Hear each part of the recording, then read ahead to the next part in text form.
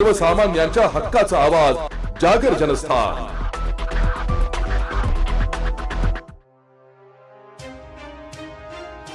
प्रमुख राजकीय पक्षांच्या दृष्टीने प्रतिष्ठेच्या ठरलेल्या महापालिकेच्या प्रभाग क्रमांक 22 मध्ये भाजपनेही ताकद लावली असून माजी समाज कल्याण मंत्री बबनराव खोलप आणि भाजपा महाराष्ट्र प्रवक्ते अजित चव्हाण यांच्या हस्ते भाजप उमेदवारांच्या प्रचार कार्यालयाचे उद्घाटन झाले। माजी महापौर नैना घोलप यांना भाजपने उमेदवारी दिली आहे। मनसेतून प्रवेश केलेले श्याम गोहाड यांच्याही गळ्यात उमेदवारीची माळ पडली आहे। तसेच दोनदा नगरसेवक पद भूषवूनही ठाकरे गटाने उमेदवारी डावलल्याने सुनीता कोठुळे यांनाही भाजपात घेऊन निवडणुकीच्या आखाड्यात उतरविण्यात आले। मीनाक्षी जाधव याही उमेदवार आहे। भाजपच्या या उमेदवारांमध्ये सगळेच तोडीस तोड असल्याने विरोधकांसमोर कडवे आव्हान उभे ठाकले। दुसरीकडे आमदार सरोज अहिरे यांनीही या प्रभागावर लक्ष केंद्रित केल्याने लढत चुरशीची होणार असल्याचं दिसून येत आहे। चव्हाण यांच्या हस्ते भाजपच्या उमेदवारांच्या प्रचार कार्यालयाचे उद्घाटन झाल्यानंतर परिसरात चैतन्य पसरले। तर प्रभागाच्या विकासासाठी भाजप उमेदवारांना निवडून देण्याचे आवाहन बबनराव घोलप, जिल्हा प्रमुख सुनील बच्चाव आणि भाजपा महाराष्ट्र प्रवक्ते अजित चव्हाण यांनी केले। ज्या दिवसापासून निवडणूक सुरू झाली आणि प्रचार सुरू झाला त्या दिवसापासून या चारही उमेदवारांचं मी कौतुक करतो की ज्या दिवसापासून प्रचाराचा नारळ फुटला त्या दिवसापासून चारही उमेदवार आपल्या सर्वांच्या लाडक्या, ज्यांनी या नाशिक शहराचं महापौर पद भूषवलंय त्या नैनाताई घोलप असतील, त्याचप्रमाणे दोनदा या प्रभागाचं प्रतिनिधित्व केलं आणि त्यांनी आपल्या भाषणातून त्यांच्या भावना व्यक्त केल्या आणि त्यांचा मनस्ताप त्यांनी या ठिकाणी व्यक्त केल्या आणि एक आशावाद त्यांनी इथं नोंदवला की कुठल्याही परिस्थितीत मी निवडून येईल आणि पुन्हा जनतेची सेवा करेल। अशा सुनीताताई कोठुळे असतील, त्याचप्रमाणे आमचे प्रदेशाचे सन्माननीय प्रदेश उपाध्यक्ष अमितजी जाधव यांच्या सौभाग्यवती मनीषाताई जाधव या अतिशय उच्च शिक्षित आहेत। त्याचप्रमाणे सर्व लोकांमध्ये त्यांचा अतिशय चांगला वावर आहे आणि त्याचप्रमाणे आताच श्याम प्रकाश गोहाड यांनी आपल्या मनोदयातून व्यक्त केलं की माझ्यासारख्या सामान्य कार्यकर्त्याला भारतीय जनता पार्टीने जो काही विश्वास दाखवला त्या विश्वासाला नक्कीच ते पायी होतील। असे सर्वच्या सर्व चारही उमेदवारांना मी मनापासून शुभेच्छा देतो। खरं तर आपल्या सगळ्यांना माहिती आहे की केंद्रात भारतीय जनता पार्टीची सत्ता आहे, राज्यात भारतीय जनता पार्टीची सत्ता आहे आणि ही केंद्रातली आणि राज्यातली सत्ता जर प्रभावीपणे आपल्याला आपल्या शहरात राबवायची असेल, आपल्या प्रभागात राबवायची असेल तर आपल्याला भारतीय जनता पार्टीचे हे चारही उमेदवार आपल्याला निवडून पुढे आपल्याला महानगरपालिकेमध्ये सेवा करण्याची त्यांना संधी द्यावी, यासाठी मी सगळ्यांना आवाहन करतो। बांधव भगिनी, व्यासपीठावरील सर्व भारतीय जनता पार्टीचे नेते मंडळी, उशीर झालेला आहे, रात्र झालेली आहे, महिलांचा विषय आहे आणि म्हणून थोडक्यात माझे विचार या ठिकाणी ठेवणार। आपल्याला सगळ्यांना माहिती आहे की या गावात मी लहानचा मोठा झालो, माझ्या तिन्ही मुलांचा जन्म या गावात झालेला आहे। मी काय आहे कसा आहे मला सांगण्याची आवश्यकता नाही। या गावाची सेवा करत असताना इतका आनंद माझ्या जीवनामध्ये निर्माण झाला की त्याच्यासारखं सुख मी प्राप्त केलं नाही। या गावानं मला 25 वर्ष आमदार ठेवलं, माझ्या मुलाला 5 वर्ष आमदार ठेवलं, माझ्या मुलीला 5 वर्ष नगरसेवकांनी महापौर ठेवलं। ही पुण्याई आम्ही कधी विसरणार। बांधवांना आम्ही कामं केली, ही तुमची सेवा म्हणून केली। हा ग्रामीण भाग आहे, हा शेतीप्रधान भाग आहे। या भागामध्ये गेले 50 वर्ष एखादं धरण व्हावं अशी मागणी होती, परंतु ते धरण झालं नाही। या वालदेवी धरणाचे 4 वेळा नारळ फुटले काँग्रेसवाल्यांनी, परंतु कवट्यात इथं राहायला पाणी आलं नाही। योगायोगानं मी 90 ला आमदार झालो, 95 ला मंत्री झालो आणि मग लोकांनी मागणी केली की नाना आता तुमच्या हाताने का होईना हे धरण झालं पाहिजे। ते धरण बांधण्यासाठी मी नारळ फोडायला गेलो नाही, मी सांगितलं मी या धरणाचं पाणी पूजन करील, धरणाचं नारळ फोडणार नाही आणि त्याप्रमाणे 5 वर्षात हे धरण पूर्ण केलं। एक काँग्रेसचे ज्येष्ठ सभापती पंचायत राज आल्यानंतर ज्यांनी पहिलं सभापती पद भूषवलं ते केरू शिवाजी पाटील मला भेटले आणि म्हटले, नाना या वालदेवीचं पाणी पाहिल्याशिवाय मला मरण येणार नाही. मी म्हटलं, केरू शिवाजी तुम्हाला या धरणाचं पाणी दाखवल्याशिवाय मी मरू देणार नाही. धरण पूर्ण झालं, मला निमंत्रण आलं अधिकाऱ्यांचं की नाना पाणी पूजन करायचं. मी म्हटलं थांबा. मी केरू शिवाजी पाटलांची चौकशी केली. मला समजलं की ते अंथरुणावर आहे, चालत नाही, बोलत नाही, काय नाही. मी तसा त्यांच्या घरी गेलो, त्यांना बिस्तऱ्याचं उचललं, माझ्या गाडीत टाकलं, वालदेवीच्या धरणामध्ये नेलं, त्यांच्या हाताने पाणी पूजन केलं, नारळ टाकलं आणि तिसऱ्या दिवशी त्यांनी प्राण सोडला. या भागामध्ये काम करत असताना आम्ही कमिशनकडे लक्ष दिलं नाही. मला अजूनही त्या धरणाचा कॉन्ट्रॅक्टर कोण आहे अजून माहित नाही, परंतु आम्ही लोकांना पाणी दिलं. एक नाही, असे 7 धरणं या नाशिक तालुक्यामध्ये निर्माण केली, जेणेकरून ह्या ग्रामीण भागाचा पाणी पुरवठा 50 वर्ष तरी अजून तुम्हाला पाण्याची अडचण लागणार नाही. आज तुम्ही जर सर तिकडून आलात पाथर्डीवर, तुम्ही बघा, लोक शेती विकत नाहीये, सगळं रोज पाणी आहे, त्याच्यामुळे चांगल्या पद्धतीने शेती करतायत. या भागामध्ये काम करत असताना या भागाचा विकास कसा होईल, या भागामध्ये सुजलमता सुफलता कशी येईल, यासाठी आम्ही विचार केला. नैनाने सांगितल्याप्रमाणे बिटको हॉस्पिटल अतिशय छोटंच हॉस्पिटल, इथं मी 500 कोटीचं हॉस्पिटल बांधण्याचा संकल्प केला, पूजन केलं, बांधणं झालं. आता 3 मजले तयार आहे, अजून 4 मजले बाकी आहे. कारण या ग्रामीण भागातले लोक त्या हॉस्पिटलमध्ये उपचार घेतात आणि आता मुंबईला जे मशिनरी आहेत अशा प्रकारच्या मशिनरी आपण त्या ठिकाणी ठेवलेल्या आहेत. आज या पॅनलमध्ये अतिशय चांगले 2 उमेदवार तर तुम्हाला मिळाले की एक महापौर आणि एक 2दा नगरसेवक. आणि आता श्यामचं काम मी बघतोय. श्याम हा माझ्या मित्राचा मुलगा आहे, त्याचा बापही आणि तोही इतके धडाडीचे कार्यकर्ते आहेत, लोकांमध्ये मिळून मिसळून काम करणारे आहेत. आणि राहिली अमितची पत्नी, तिचे तर जवळजवळ 100च्या वरती बचत गट आहे, हे तिने सांगितलं नाही. तिचंही या ठिकाणी खूप मोठ्या प्रमाणात काम आहे. तिच्याबरोबर ज्या महिला येतात त्या अतिशय, इथं कोणीही रोजंदारीची एक महिला आमच्याकडे नाहीये. आणि अशा पद्धतीनं काम करीत असताना मी या ठिकाणी आपल्याला भाषण करतोय. आपली जी भाषण ऐकलेत, मी असं गृहीत धरतो की तुम्ही सगळे भारतीय जनता पार्टीचे कार्यकर्ते आहात. आम्ही जे सांगितलं ते उद्यापासून तुम्ही लोकांना जाऊन सांगितलं पाहिजे. कारण भारतीय जनता पार्टीचं काम इतकं जबरदस्त काम, मी या देशामध्ये 30-40 वर्ष राजकारणात आहे, पण इतक्या चांगल्या निर्णय, इतक्या चांगल्या सुविधा कोणी घेतल्या नाही. तळागाळातला माणसाचा विचार कधीच केला नाही. मी कालच्या भाषणात सांगितलं सरांना का अटल बिहारी वाजपेयींना मी भेटायला गेलो. ते केंद्रात पंतप्रधान होते, मी इकडे समाज कल्याण मंत्री होतो. मी त्यांना एक निवेदन दिलं की या सुविधा आहे महिलांसाठी ज्या बाबासाहेबांनी संविधानामध्ये दिल्या, परंतु काँग्रेसने आतापर्यंत दिल्या नाही, आपण द्यावं अशी माझी इच्छा आहे. त्यांनी माझी पाठ थोपटली, म्हणले अरे वा बहुत अच्छी बात आहे, क्या लाव. आणि तेव्हा मला सांगितलं की महिला धोरण 1995ला आपल्याला मांडायचं आहे, ते महिला धोरण जबाबदारी तुझ्याकडे देतो. त्या भारताचं महिला धोरण मी मांडलं आणि त्याच्यामध्ये पहिल्यांदा पंचायत राजमध्ये 33% आरक्षण महिलांना मिळालं. आणि ज्या ठिकाणी पुरुष काम करतो त्या ठिकाणी 30% महिलांना नोकरी मिळाली पाहिजे. म्हणून आज तहसीलदार महिला दिसते, कलेक्टर महिला दिसते, उच्च पदावर महिला दिसते. पूर्वी कलेक्टर कधी महिला नसायच्या. आणि मी संबंध राज्यामध्ये, म्हणजे नाशिक तर माझं गाव आहे, देवळाली गाव माझ्या आत्याचं गाव आहे. लहानपणी नाना तुमचा निलंबरी सिनेमा आला, मला आठवतं, मी शाळेत होतो आणि या रस्त्यावरून अनेक वेळेला भाड्यानं सायकल घेऊन चक्रा मारल्यात मी, त्यामुळे इथली सगळे लोक माहिती आहेत, गाव माहिती आहे.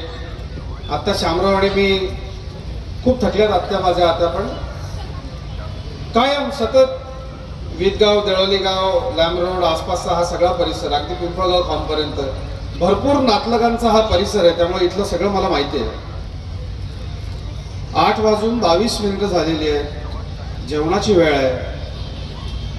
तुम्हा 3 महिलांना मानलं, इतकं मी फिरतोय, एवढी महिला शक्ती मला कुठेच दिसली नाही. या महिला शक्तीला अतिशय मनापासून नमन करतो.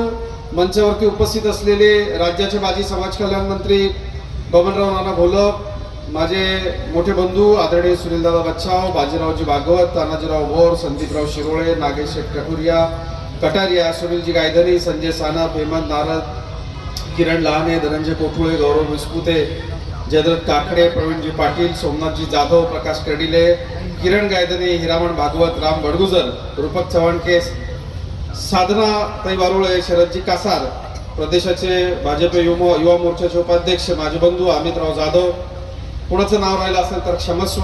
राजकारणामध्ये आल्यानंतर मला माझे नेते देवेंद्रजींकडनं पहिलं बाळकडू जे मिळालं ते हे की मंचावर उपस्थित असलेल्या बाबा सगळ्यांची नावं घेतली पाहिजे. ताई, इथल्या मातृशक्तीला वंदन करताना आज माझ्या आईचं पुण्यस्मरण आहे. मी अगदीच लहान होतो, एक 5 वर्षाचा असताना आई माझी गेली. आज 9 जानेवारी आहे आणि आयुष्यातला अतिशय खडतर दिवस असतो. माझी आई गेली, 5 वर्षांचा होतो आणि गेली कित्येक वर्ष आई गेल्यानंतर मी फक्त फोटोतल्याच आईकडे पाहून आईची आठवण काढायचो. आणि आज किती सुंदर योगायोग पहा, अशा पॅनलचा प्रचार करायची संधी मिळाली जिथं 3 मातृशक्ती आहे. आणि आमचा श्याम तर म्हणजे खरोखर तुमचा मुलगा शोभावा असाच आहे. वहिनी, मगाशी तुम्ही बोलत असताना डोळ्यामध्ये पाणी होतं आणि ते साहजिक आहे. तुम्ही म्हणाला 2-2 दिवस घरचे जेवत नव्हते. काहीतरी चांगलं व्हायच्या आधी आपण भगवंताचा उपवास करतो, ते तसं होतं. आणि तुम्ही भारतीय जनता पार्टीमध्ये आला म्हणजे किती छान आहे बघा. मगाशी श्यामरावने मला एक उदाहरण सांगितलं. कुठल्या तरी कार्यक्रमाला गेले, म्हणले तुम्हाला विरोधी पक्ष नेता निवडून द्यायचा आहे का प्रभागाचा सभापती निवडून द्यायचा आहे. तसं मी तुम्हाला सांगेल की आता एक माझी नैनाताई शहराची माजी महापौर म्हणून तिने काम पाहिलेलं आहे. मी इतक्या मनापासून शुभेच्छा देतो या मातृशक्तीच्या या पॅनलमधनं. बघा, सत्ता भारतीय जनता पार्टीची 100% येणार आहे, कारण आमच्या बाजूला लाडकी बहीण आहे. आमच्या लाडक्या बहिणींची कशी काळजी माझे नेते देवेंद्र फडणवीस साहेब आणि संपूर्ण महायुतीचं सरकार घेत आहे आपण पाहिलं. काय या लोकांना त्रास झाला मी तुम्हाला सांगतो. मी रोज वेगवेगळ्या न्यूज चॅनलवर, तुम्ही मला बघत असाल, मी पूर्वी टीव्हीवरती अँकर होतो, संपादक होतो, बातम्या द्यायचो आणि आता गेली 5 वर्ष सातत्यानं भारतीय जनता पार्टीची भूमिका मांडण्याकरता मी वेगवेगळ्या टीव्ही चॅनल्सवरती असतो. तुम्ही मला रोज संध्याकाळी बघत असाल. कोर्टात गेले, म्हणले योजना बंद करा. मी पत्रकार आहे, माझा सगळीकडे संपर्क असतो. नाना एका पक्षाचा अध्यक्ष, तो पहिला निकाल आल्यानंतर इतक्या त्याचा बीपी शूट झाला. फॅमिली डॉक्टरला त्यांनी बोलवलं. म्हणलं निदान काय आहे याचं सगळ्याचं. ते म्हणलं लाडकी बहीण. इतकी धास्ती म्हणजे. आणि एक गोष्ट मला माहिती आहे, मी आपल्याला मगाशीच सांगितलं, आज माझ्या आईचं पुण्यस्मरण आहे. मला माझ्या बहिणीनं लहानाचं मोठं केलं. ज्याच्या पाठीशी बहिणीचा आशीर्वाद असतो ना जगामध्ये, त्याला कोणी हरवू शकत नाही. हा आजी चव्हाण त्याचं उदाहरण. आज इथल्या मातृशक्तीला अतिशय मनापासून वंदन करतो. माझ्या सर्व सहकारी काय करतात, ते कोण कोण आहेत, ती सगळी ओळख पाळख सगळं जे काही आहे ते सगळं आपल्याला माहिती आहे. ते सगळ्यांनी सांगितलंय. आईचं यश ही जगामध्ये फार मोठी उपलब्धता असते. माझी बहीण विद्यापीठाची निवडणूक जिंकून आली. मला इतका आनंद झाला होता. भारतीय जनता पार्टीचं पहिल्यांदा सरकार आलं, तो आनंद आणि हा आनंद अगदी सारखाच होता. आईसाठी, या आईसाठी, तुम्हा तिघा मातृशक्तीसाठी. श्याम, मी तुझ्यासाठी बोलणार आहे. म्हणजे आईचा आधी सन्मान केला पाहिजे. तुम्ही सगळी मातृशक्ती आहात. आई, मी जिंकलो तेव्हा लोक टाळ्या वाजवत होते. आई, मी जिंकलो तेव्हा लोक टाळ्या वाजवत होते. मी हारलो तेव्हा हेच लोक शांतपणे निघून गेले. मात्र तू प्रत्येक वेळी तिथंच होतीस, न बोलता न सांगता माझ्या बाजूला ठामपणे उभी होतीस. आई, मी जिंकलो तेव्हा लोक टाळ्या वाजवत होते. मी हारलो तेव्हा हेच लोक. दुनिया तमाशा बघते ना, हसते अपयशावरती, पराजयावरती. मात्र तू प्रत्येक वेळी तिथंच होतीस, न बोलता न सांगता फक्त माझ्या बाजूला ठामपणे उभी होतीस. अशी आई असते. माझ्या यशामध्ये तू नेहमी माझ्या मागे राहिलीस आणि माझ्या दुःखात तू नेहमी पुढे आलीस. आज माझ्याकडे नाव आहे, ओळख आहे, पण त्या प्रत्येक गोष्टी माझा आई तुझा आधार आहे. आज एवढंच कळतं, आई, माझ्या प्रत्येक यशामागे तुझं न बोललेलं प्रेम आहे. आई, म्हणूनच माझा तुला त्रिवार सलाम आहे. या आईला, जी आई सतत आपण जिंकावं म्हणून प्रार्थना करत असते, आज सगळ्या प्रभागामधल्या मुलांना, मुलींना आणि आपल्या सगळ्यांना एक संधी आहे की आपल्या आईला, ज्या यशासाठी आई आपलं यश सुयश चिंतते ना, ते यश आपल्या आईला देण्याकरता आपल्याला प्रार्थना करायची. वहिनी, तुमच्या डोळ्यामधले जे अश्रू आहेत त्याचा बदला मतदानातनं माझ्या माय भगिनी घेतल्याशिवाय राहणार नाहीत. कारण तुमच्याबद्दल खूप ऐकून होतो, अनेकदा मला माहिती होतं की ही श्यामची आई आल्या गेल्या, रंजल्या गांजल्या, आडल्या नडल्याला मदत करते. वहिनी, मलाही कळलं, जे काय केलंय ते मीच केलंय, जे काय केलंय ते मीच केलंय, जे काय केलंय ते माझ्यामुळेच झालंय. मी मी मी मी मी मी असं आहे. बघा, आई एक दिवस आजारी पडली तर अख्खं घर उपाशी राहत. आई एक दिवस आजारी पडली तर अख्खं घर उपाशी राहतं. यांचं अख्खं घर रिकामं झालं होतं आणि तुम्ही लक्ष्मीच्या पावलाला तिथं थांबून होता. ज्या दिवशी तुम्ही बाहेर पडलात ना, त्या दिवशी त्यांच्या बरबादीला सुरुवात झाली आहे. हे त्यांनी लक्षात ठेवलं पाहिजे. जिथं आईला किंमत नाही, जिथं बाईचा अपमान होतो, छत्रपती शिवाजी महाराजांनी आपल्याला सांगितलंय की जिथं स्त्रीचा अपमान होईल तिथं कधीच सुख, समृद्धी, समाधान आणि शांतता नांदू शकणार नाही. नैनाताई, या शहराचं नेतृत्व केलंय तुम्ही. माझ्या सगळ्याच बहिणी लाडक्या आहेत, पण आता तुमच्या डोळ्यामध्ये अश्रू आहेत. तुम्ही माईकवर असताना का नाही अश्रू येत? आले पाहिजे,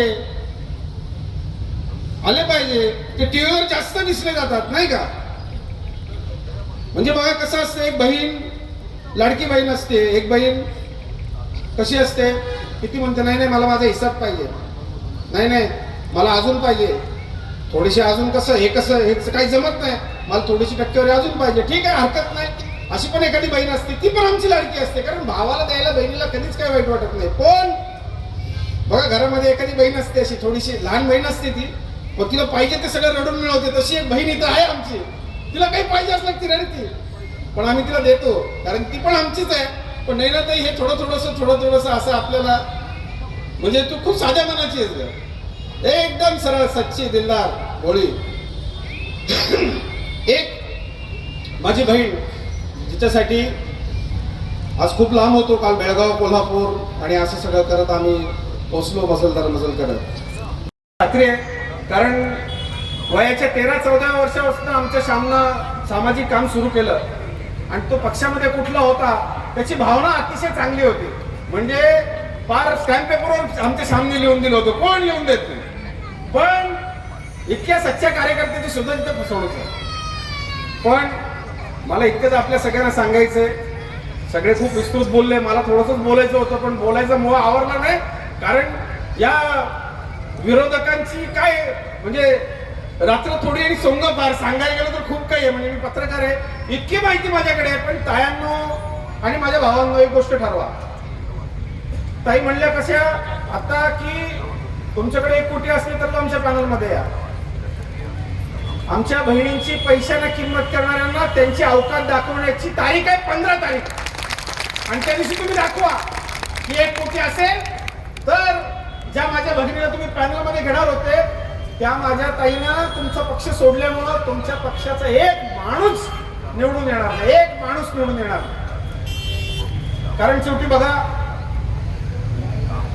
ज्या पद्धतीनं आम्ही या निवडणुकांकडे पाहतोय, येणारा कुंभमेळा माझे नेते आदरणीय देवेंद्र फडणवीस साहेबांनी ओन केला. या कुंभमेळ्यामध्ये काय द्यायचं त्याचं नेतृत्व माननीय देवेंद्रजींच्याकडे आहे. एकदा त्यांनी ठरवलं की काय होतं ते आपल्या सगळ्यांना माहिती आहे.